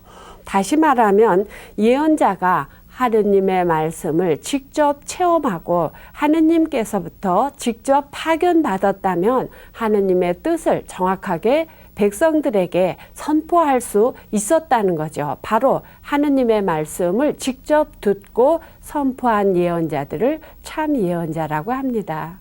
예, 하느님의 말씀을 어떤 방법으로든지 체험했던 예언자들, 하느님께 부르심을 받은 예언자는 부르심을 받은 그 순간부터 개인 생활이 없어집니다.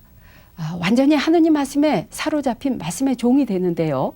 그런데 이 예언자들이 이렇게 자기가 받은 하느님의 말씀을 전하는데 대단한 용기와 그 혼신의 힘을 기울인 정열을 지닌 예언자들이 됐습니다. 이러한 그 예언자들에 대해서 장순녀님 계속 설명을 해주세요.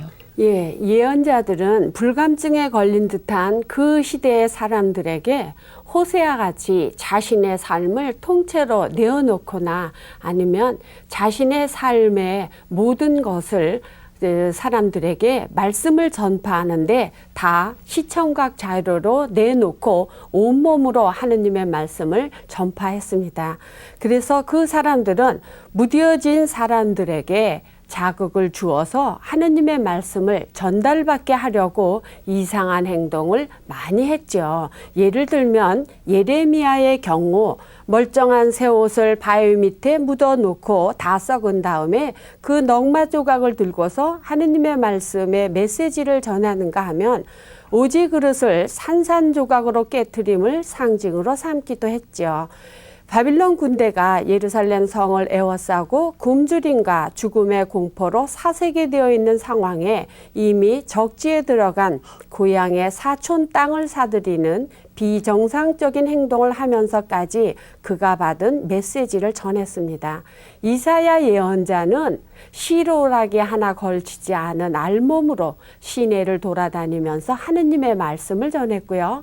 에제키엘은 성에 구멍을 뚫고 도망가는 신용을 하면서까지 하느님의 말씀을 전했고 또 부정한 음식을 먹으면서 심지어 사랑하는 부인이 죽었을 때 울지 않는 등 예언자들이 이상한 행동을 한 것은 이루다 설명할 수가 없겠네요. 네, 그러니까 예언자들은 말로뿐 아니라 자기의 행동과 삶 전체를 통해서 하느님의 말씀을 선포한 사람들이라고 할 수 있겠는데요. 여기에 대해서 베드로 형제님 계속 말씀해 주시죠. 예, 참 예언자와 거짓 예언자를 구분하는 건 그때나 지금이나 굉장히 어렵습니다. 단 하나 이렇게 지금 그 기준할 수 있는 구분할 수 있는 기준을 말씀드리자면 그런 예언 활동을 통해서 누가 이익을 보느냐에 있습니다. 어떻게 보면 백성들 구미에 맞는 예언을 하고 그리고 어떻게 보면 위정자가 잘한다고 예언하는데 그 말을 들으면 백성들과 위정자들이 자신들을 위한다고 좋아하지만 어떻게 보면 거짓 예언자들은 그렇게 상대방의 비유를 맞춤을 말미암아 자기 기득권을 챙기는 사람들입니다. 반면에 참 예언자들은 그렇지가 않았어요. 참 예언자들은 백성들의 잘못과 그리고 위정자의 실책을 그대로 예리하게 지적합니다. 그리고 이건 이렇게 잘못됐다고 꾸짖습니다. 그래서 하느님의 어떤 계약 정신과 정의와 공평을 일깨워줍니다. 이렇게 지적하고 비판하고 그랬기 때문에 참 예언자들은 굉장히 어려움도 많이 받고 그리고 박해도 많이 받았습니다. 그렇지만 그들이야말로 바로 하나님께서 보내신 예언자들이었던 거죠. 이들 참 예언자들이 선포한 예언은 크게 둘로 나눌 수 있습니다. 하나는 위정자들을 심판하고 그리고 그들에게 멸망이 내리라는 심판 예언과 그리고 백성들이 그런 심판에서 벗어나서 다시금 구원되고 다시금 하나님 품으로 돌아올 수 있다는 구원 예언으로 둘로 나눠 볼 수 있습니다. 예, 예언자들의 참과 거짓을 구분하는 데 대해서 많은 말씀을 해주셨는데요. 그러면 이 예언자들이 어떠한 시대를 중심으로 살았는지 그 시대 배경에 대해서 간단히 살펴보기를 하겠습니다.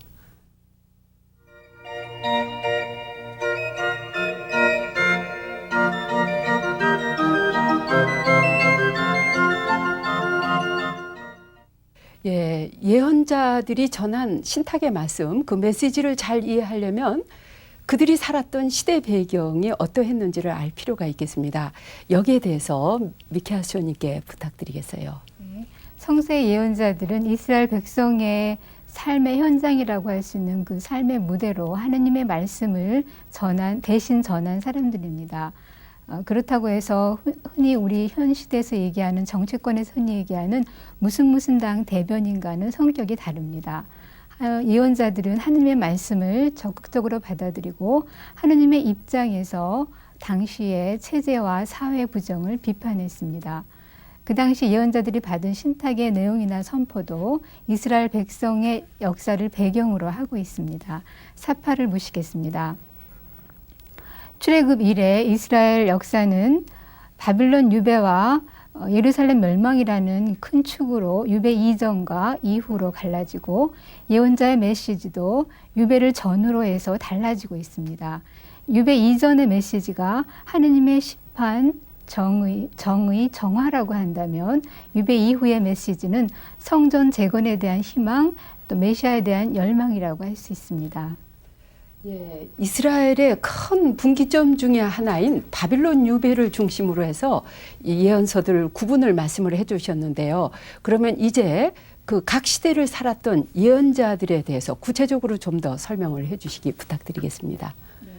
사파에서 보시는 대로 남유다 출신으로 북이스라엘에서 활동한 최초의 문서 예언자 아모스를 시작으로 호세아, 이사야, 미가가 활동했던 기원전 8세기에는 북이스라엘에서는 여로밤 2세 왕이, 남유다에서는 우치야, 요담, 아하즈, 이스키야 왕이 다스리던 때였습니다. 당시는 아시리아라고 하는 대제국에 의해서 침략의 위협이 있었고 또 왕국이 많은 혼란한 상태에 있었습니다. 그리고 이스라엘 역사의 암흑기라고 할 수 있는 므낫세 통치 치하에서는 예언 활동이 중단되며 예언자들이 지하로 숨어듭니다. 그리고 이러한 긴 50여 년이라는 긴 시간의 침묵을 깨고 스바냐를 시작으로 예레미야, 나홈, 하박국의 예언 활동이 이루어집니다. 이들 유배 이전의 예언자들은 이스라엘의 지도자와 백성들의 불충과 죄악에 대해서 그것 때문에 예루살렘이 멸망하고 왕국이 파멸될 거라고 하는 경고를 하면서 심판 예언과 회개를 촉구합니다. 그러다가 기원전 722년 북왕국이 멸망하고 기원전 587년 예루살렘의 그 성전의 파멸의 그 참상을 목격하면서 통곡의 조가로 쓰여진 예레미야 예언자의 애가라든가 또 바룩, 오바디야, 에제키엘, 제2 이사야 예언자의 그 메시지는 바빌론 포로 상태에서 시리에 빠진 백성들에게 희망과 위로의 메시지를 전해주고 있습니다. 그리고 반세기가 지난 바빌론 유배 포로 생활에서 풀려나서 예루살렘으로 돌아온 사람들에게 성전 재건이라는 희망을 주면서 또 때로는 심판을 주면서 메시지를 전했던 바빌론 유배 이후의 예언자들이 제3 이사야, 드가리야, 말라기, 학개, 또 요엘, 요나 예언자이며 독특한 문학용에 속하는 특수부류의 다니엘 예언서가 있습니다. 예, 시청자 여러분께서는 사파를 보시면서 예언자들의 시대 배경을 잘 들으셨는데요. 그런데 이 사파에서 빼놓지 않고 나오는 예언서가 있습니다. 이사야서죠. 각 시대마다 계속 나오고 있습니다. 여기에 대해서 베드로 형제님 설명을 해주세요. 예. 공동번역 성서에는 이사야서가 한 번밖에 나오지 않습니다. 그런데 우리가 방금 도표에서는 제1 이사야, 제2 이사야, 제3 이사야로 구분되죠. 그것은 이사야서가 쓰여진 시대 배경이 다르기 때문입니다. 이사야서 1장에서 39장을 쓴 제1 이사야에서는 어떻게 보면 그 왕국이 멸망하지 않도록, 그래서 하느님과 함께 있으면 멸망하지 않는다는 그런 예언을 임마누엘 예언으로서 우리에게 선포해 주고 있습니다. 그리고 이사야서 40장부터 55장까지는 바빌론의 그 유배된 시절에 선포됩니다. 어떻게 보면 그 바빌론에 유배될 만큼 하느님부터 저버림 받았다고 이스라엘 백성들이 많이 그 한탄하고 통곡해 하는데, 그게 아니라 하나님은 다시 이스라엘을 찾아와서 고국 땅으로 돌아가게 해주겠다는 것을 선포한 것이 제2이사야입니다. 제3이사야는 바빌론에서 바로 예루살렘으로 귀환한 다음에 어떻게 보면 좀 더 넓은 품으로, 그리고 어떤 편협한 선민의식을 벗어나서 만민이 바로 하느님 백성이다, 이런 시야를 가지고 하나님의 뜻에 맞는 공동체를 건설할 것을 촉구합니다.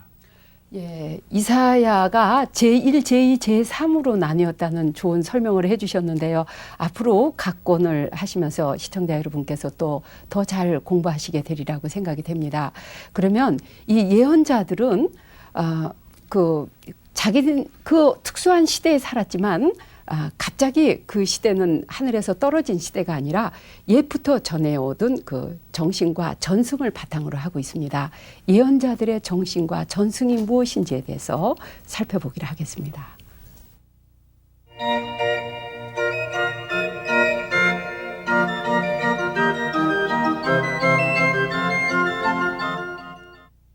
예언자들이 받은 정신과 그 전승이 무엇이었는지에 대해서 재홀자 스님 설명을 해주세요. 네. 예언자들이 중심을 흐르는 정신은 바로 토라, 모세오경의 이야기라고 할 수가 있습니다. 하나님께서 과거 이스라엘 역사에서 어떻게 활동하셨는가를 기억하는 것이 예언서 전승의 큰 맥이라고 할 수가 있습니다. 그래서 그 이스라엘의 역사에서 하나님께서 성조들을 부르시고 그 다음 에집트 노역에서 구원과 해방을 가져다 주시고 광야로 이끌어 가시면서 결국 가나안 땅에 정착하게 할 수 있도록 하신 하나님의 크나큰 업적을 기억하는 것이 바로 예언서 전승의 핵심이라고 할 수가 있습니다. 그래서 이 예언자들의 그 모세 전승 또는 출애굽 전승을 계승한 사람들이라고 말할 수가 있는데요. 예언자들이 대부분은 출애굽 해방 정신과 그 내용 안에 감추어져 있는 평등 사회라고 하는 이상을 계승한 이러한 그 사람들입니다. 그래서 아모스, 호세아, 미가, 에레미야 같은 예언자가 그 특별한 예라고 볼 수가 있는데요. 그렇다고 할지라도 예언자들은 각기 다른 특성을 지니고 있습니다. 예를 들어서 아모스는 하나님의 정의, 호세아는 하나님의 사랑, 에레미야는 이스라엘 백성이 출애굽을 탈출해서 광야를 거쳐 가나안 땅에 정착할 수 있도록 이끌어 주신 하나님의 그 성실성을 굉장히 크게 강조하고 있습니다. 그래서 이스라엘 역사의 전승을 토대로 삼았던 예언자들은 자신들이 당면했던 그 시대와 현 시대를 접목시키는 이러한 말씀의 교량 역할을 했던 사람들이라고 보겠습니다. 네, 아주 예언자 전승에 대해서 잘 설명을 해주셨는데요. 남부 유다 왕국에서 8세기경에 활동했던 이사야 예언자 같은 분은 특별히 예루살렘과 시온의 또 다윗 왕조에 상당히 큰 관심을 가지고 있었죠. 그래서 이 전승을 다윗 시온 전승이라고도 그렇게 얘기를 하고 있습니다. 그러면 이 예언자들의 과제에 대해서 장수녀님이 계속 설명을 해주시기 바랍니다. 네, 구약의 예언자들은 한마디로 그 시대의 사람들이라고 합니다. 자기 시대의 사람들에게 어떤 것이 하느님이 원하시는 참된 길인지를 전해주고 설교한 설교자들이었습니다. 그들은 자기들이 물려받은 신앙과 전승을 거울 삼아서 그 시대의 사건을 비추어 보면서 백성들에게 하느님의 뜻을 전해준 사람들이죠. 그들은 단지 종교 문제뿐만 아니라 정치, 경제, 사회, 군사 모든 재반 문제에 대해서 거론을 했는데요. 성전 깊은 곳에 모셔둔 하느님 말씀의 거룩함을 세상 한복판에 옮겨놓은 역할을 한 사람들이죠. 그 사람들은, 예언자들은 백성들을 꾸짖고 격려하기도 하고 보듬어 주면서 사람들을 경고하기도 한 사람들입니다. 수연님 말씀 들으면서 예레미야 1장 9절에서 10절 말씀이 떠오릅니다. 예레미야의 입에 하느님께서 손을 대시며 말씀하시기를 나는 이렇게 나의 말을 너의 입에 담아준다. 보아라, 나는 오늘 세계 만방을 너의 손에 맡긴다. 뽑기도 하고 무너뜨리기도 하고 멸하기도 하고 헐어버리기도 하고 세우기도 하고 심기도 하여라. 예, 얼마나 놀라운 사명이죠. 이 하느님의 말씀을, 이 마음을 전하는 이사야서의 말씀을 또 한번 시청자 여러분께서 함께 들으시겠는데요. 이사야서 66장 2절과 57장 15절, 1장 27절의 말씀을 들으시겠습니다.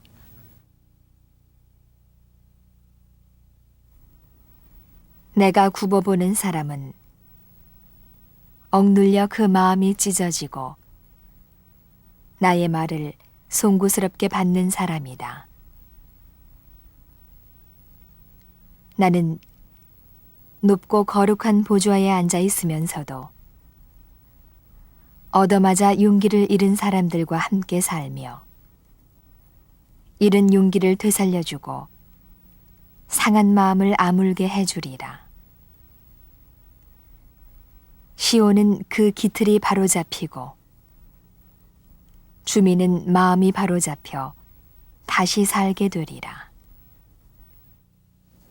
예, 시청자 여러분께서도 이 하느님의 마음을 느끼셨기를 바랍니다. 특별히 우리 가운데 마음이 찢기우고 상처가 깊으신 분들 하느님 말씀으로 치유의 역사가 이루어지시기를 바라면서 이 예언자들의 역할에 대해서 이제 재홀자 수녀님께 계속 설명을 듣기로 하겠습니다. 네. 예언자들은 요즘 시대에 생각하는 것처럼 기존 질서를 무너뜨리는 혁명가도 아니었고 여당에 대항하는 야당 세력도 아니었습니다. 사회 각층을 총망라하여 하느님의 길에서 어긋나는 불의를 규탄하였고 하느님의 말씀에 비추어 사회 비판과 고발을 통해 이스라엘 백성과 지도자들의 양심을 흔들어 깨우는 그런 역할을 했던 사람들입니다. 그 시대의 아픔과 고뇌를 온통 짊어진 채 하느님의 뜻을 이루기 위해서 용감하게 전했던 사람들이라고 할 수 있습니다. 그래서 예언자들은 백성과 지도자들의 부정부패 그리고 만연된 우상숭배 또한 잘못된 그 경신례를 실책했고 모든 사람이 생활 태도를 올바르게 고치기를 진정으로 바랬으며 야훼와 맺은 계약을 충실히 지켜주기를 간절히 바라면서 그들의 그 메시지를 전했던 것입니다. 네, 예언자들이 성서의 전승과 실제 생활을 어떻게 접목시켰는지에 대해서 잠깐 우리가 살펴보았는데요. 이제 이 예언서들의 메시지가 무엇인지에 대해서 살펴보기로 하겠습니다.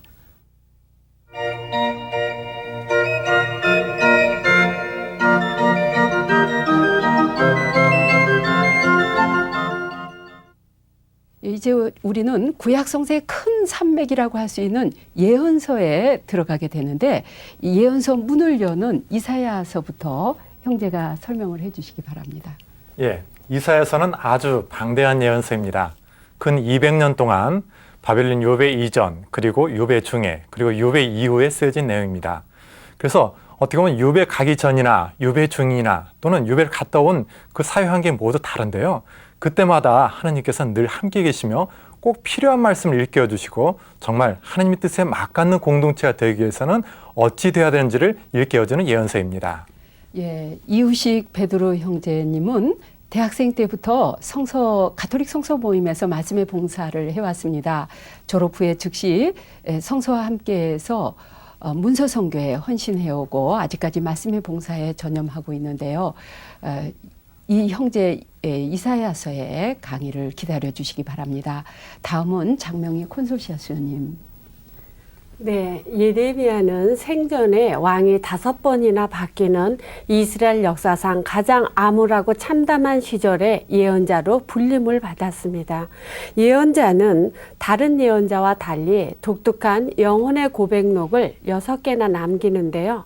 타고난 내성적 성격의 소유자인 예레미야는 정의의 심판을 내리려는 하느님과 불순종하는 백성들 사이에서 끝없는 영혼의 갈등과 고민을 하면서 폭력을 고발하고 파멸을 외치면서 백성의 파수꾼 노릇을 하지만 하느님 뜻과 멀어진 백성들을 보면서 가슴앓이를 합니다.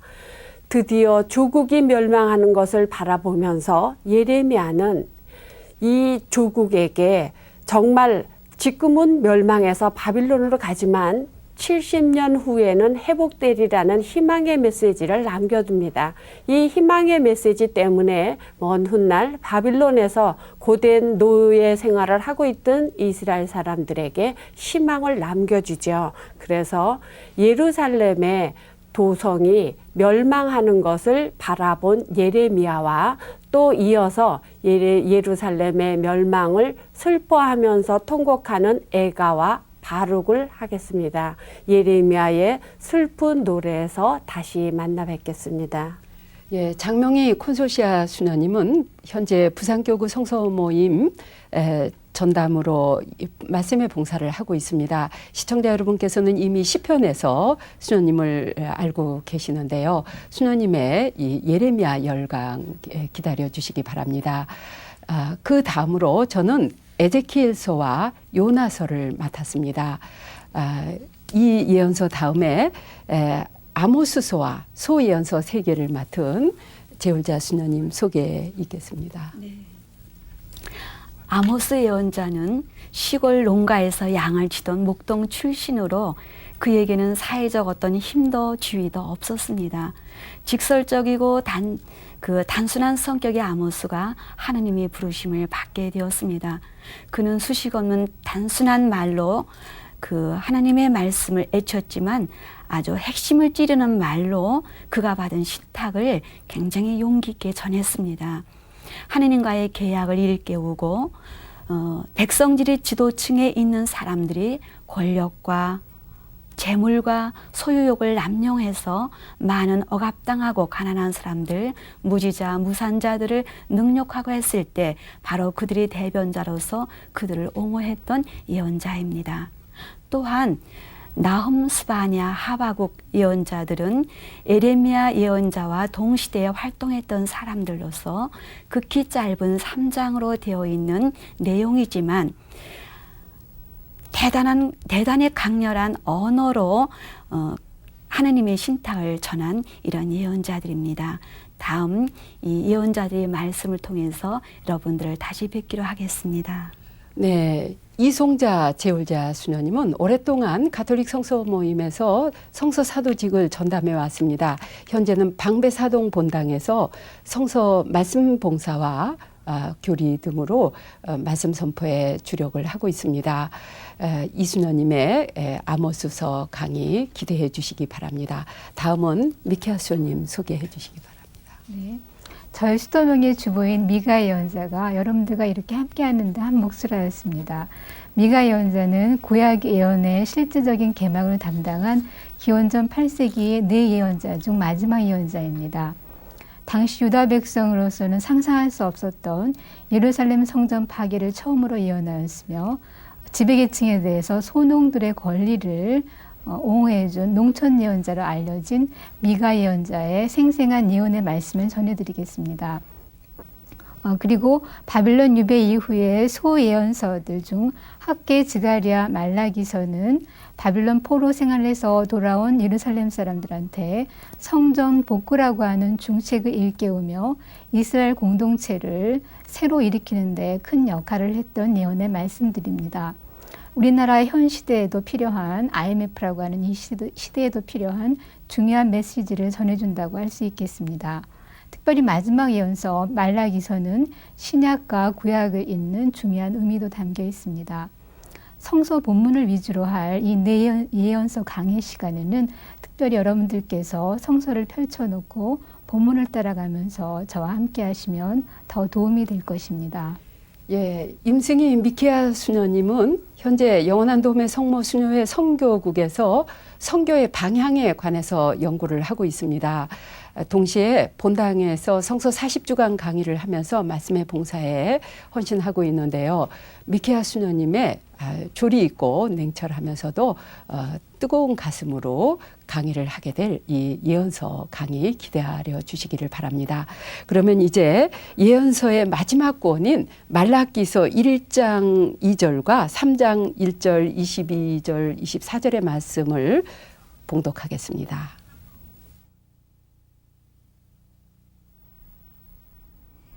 나 야훼가 너희를 사랑한다고 하였더니 너희는 주께서 우리를 사랑한 것이 무엇입니까? 하는구나.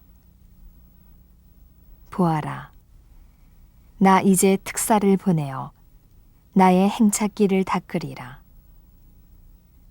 그는 너희가 애타게 기다리는 너희의 상전이다. 너희는 내가 호렙산에서 나의 종 모세를 시켜 온 이스라엘에게 내린 법과 규정과 계명을 되새기도록 하여라.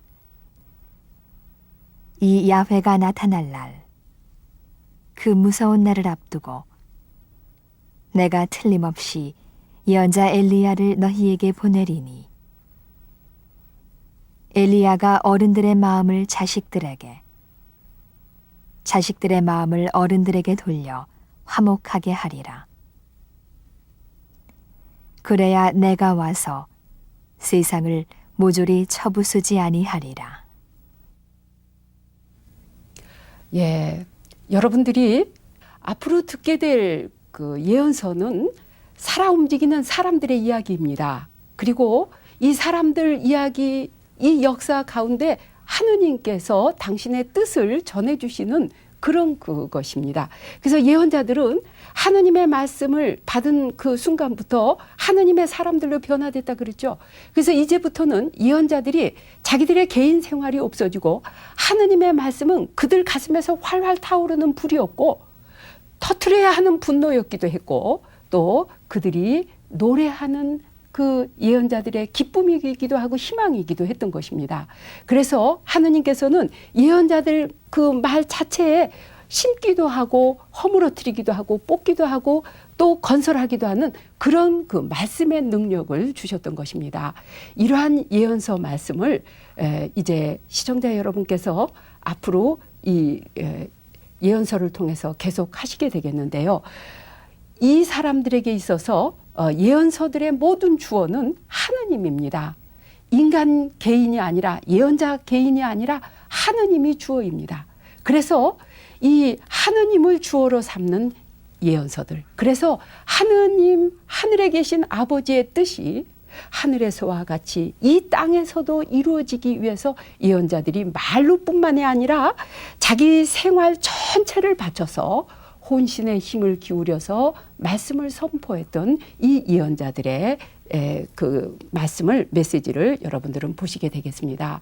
이제 다음 시간에는 이유식 베드로 형제님이 이사야서 말씀을 해주시겠습니다.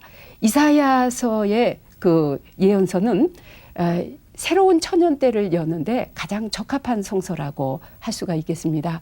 이 이사야의 메시지를 참으로 그 깊은 감동과 정열을 가지고 강해해 주실 이유식 베드로 형제의 말씀 봉사를 기다려 주시기 바랍니다.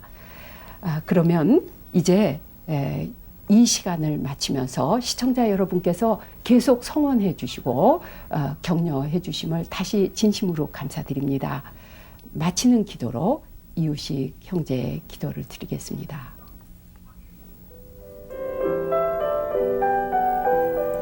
성부와 성자와 성령의 이름으로 아멘. 말씀이신 주님, 이스라엘이 예언자의 말씀을 통해 매 시대에 새롭게 태어났듯이 저희도 당신 말씀으로 새로워지고 싶습니다. 나라가 망하기 전이나 망한 후에나 한결같이 이스라엘 백성을 돌보신 당신의 크나큰 사랑을 조금이나마 가깝게 느끼고 싶습니다. 그 크나큰 사랑의 불가마로 저희 안에 끼인 세월의 불순물을 남김없이 태워주십시오. 진홍빛같이 붉은 죄도 눈과 같이 희게 만들어주시고 꺾인 갈대와 같은 나약한 마음도 굳건하게 세워주십시오. 그리하여 당신 말씀을 선포하는 말씀의 봉사자로 거듭나게 하소서. 우리 주 예수 그리스도를 통하여 비나이다. 아멘. 성자와 성령의 이름으로 아멘.